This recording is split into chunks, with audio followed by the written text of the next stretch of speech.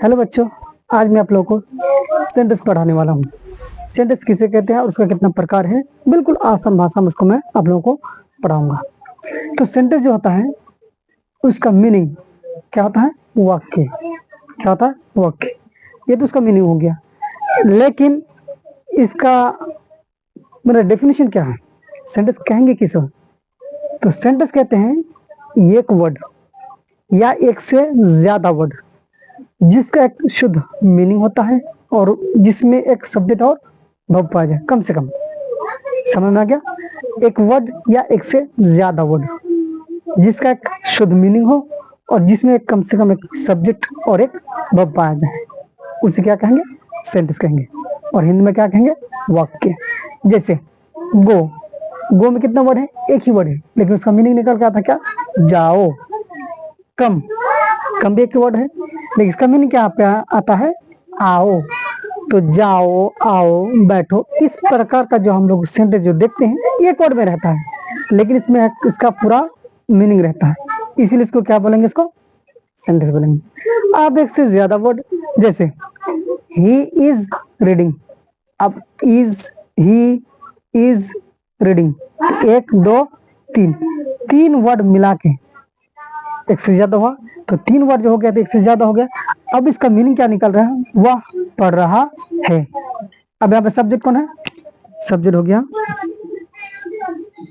वह, वर्ब कौन है? पढ़ना। तो यहाँ पे सब्जेक्ट भी है और वर्ब भी, यहाँ पे दोनों चीज प्रेजेंट है।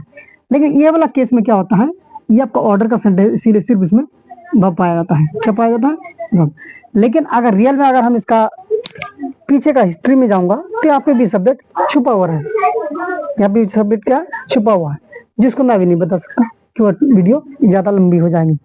इसीलिए ये जो गो है इससे पहले भी सब्जेक्ट छुपा रहता है। तो घुमा फिरा का बात वही है, यहाँ पे भी सब्जेक्ट है और वर्ब यहाँ पे जो आपको दिख रहा है।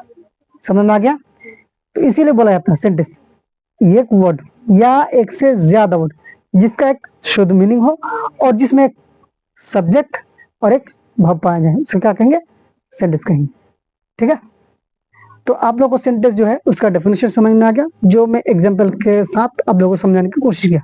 अब ये सेंटेंस है, इसका कितना प्रकार है? 5 प्रकार है। पहला जो प्रकार रहता है स्टेटमेंट। स्टेटमेंट का मीनिंग अगर लेंगे तो कह सकते हैं कथन या कहानी या बयान करना भी कह सकते हैं। अब सबसे बड़ी बात होती है इसको हम स्टेटमेंट क्यों कहते हैं, है कि नहीं? जैसे कहानी बोलेंगे, कथन बोलेंगे या बयान करना, तो उसका एक्चुअली मतलब क्या होता है? तो इसका मतलब होता है, अगर हम इसको स्टेटमेंट का रूप में लेता हूँ या कहानी, तो पहले कहानी सुन लेते। छोटा सा, एक राजा था, उसके 4 बेटे थे। राजा बहुत अच्छे थे, लेकिन उसके बेटे लोग अच्छे नहीं थे। राजा जो है गरीबों का मदद क्या करते थे, लेकिन उसके बेटे लोग गरीबों का मदद नहीं करते थे। अब जो मैं कहानी सुनाया, तो कहानी 2 ही चीज में आपको सुनने के लिए मिला। पहले तो ये बोला हाँ बोला, दूसरा नहीं बोला। जैसे एक राजा था, ये टोटली आपका क्या है? हाँ में जाएगा। उसके 4 बेटे थे, यहाँ में जाएगा। राजा बहुत अच्छे थे, यहाँ वाला में जाएगा, लेकिन उसके बेटे लोग अच्छे नहीं थे। जब नहीं आ गया तो चला गया इसमें। राजा जो गरीबों का मदद किया करते थे, इसका मतलब यहाँ पे आ गया पॉजिटिव में, अफर्मेटिव में। अब उसके बेटे लोग गरीबों का मदद नहीं किया करते थे, तो आपका चला गया नहीं। तो कहने का मकसद है, जब कहानी को लेते हैं तो कहानी 2 ही चीज में आपको मिलेगा, आपका हाँ वाला में जिसको अफर्मेटिव कहते हैं, या तो नेगेटिव में। समझ में आ गया?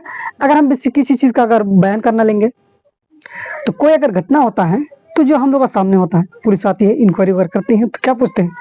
जैसे मैं सड़क से जा रहा था, अचानक एक ट्रक वाला आई, उसका बाइक को ठोक के चला गया। मैं उसको पकड़ने की कोशिश किया, लेकिन हम उसको पकड़ नहीं पाए। तो यहाँ पे भी अगर बयान करने जो कोई चीज का स्टेटमेंट देते हैं या बयान करते हैं, तो उसमें भी देखिए वही बात होती है, हाँ में या ना में। इसीलिए इसको बोला जाता है स्टेटमेंट। स्टेटमेंट का कितना प्रकार हो गया? 2। पहला नंबर हो गया अफर्मेटिव, दूसरा हो गया नेगेटिव। ये जो अफर्मेटिव है इसको क्या कहते हैं? अफर्मेटिव दूसरा नाम होता है पॉजिटिव, मतलब हाँ का बोध। मतलब हर एक दुनिया का वह सेंटेंस जिसमें हाँ का सेंस होता है, जिसको ये समझ सकते हैं काम के करने को बतलाएगा। जैसे मैं खेल रहा हूँ, तुम पढ़ रहे हो, पंखा घूम रहा है, बल्ब जल रहा है। तो इसी प्रकार जो सेंटेंस होते हैं, सारे सेंटेंस को क्या कहते हैं? पॉजिटिव या अफर्मेटिव। अब नहीं, जस्ट इसका उल्टा, मैं नहीं देखता हूँ, वह नहीं खेलता है, वह नहीं सोता है, वह नहीं रहता है, वह नहीं देखता है। तो इन प्रकार का सभी सेंटेंस को क्या कहेंगे? नेगेटिव। तो याद रखें, जिसमें काम होगा उस काम के होने को क्या बोलेंगे? अफर्मेटिव या पॉजिटिव। और जिसमें काम का नहीं होने को बतलाएगा, दर्शाएगा, उसको क्या कहेंगे?